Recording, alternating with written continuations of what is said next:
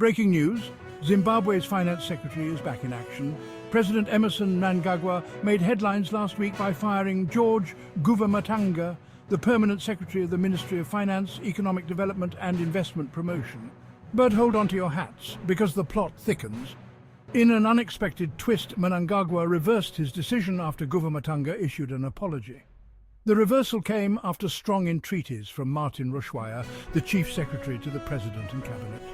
What led to this dramatic shift? Was it a strategic recalibration or simply the power of a heartfelt apology?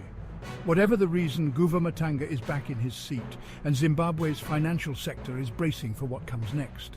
Stay tuned as this story develops and keep your finger on the pulse of Zimbabwean politics.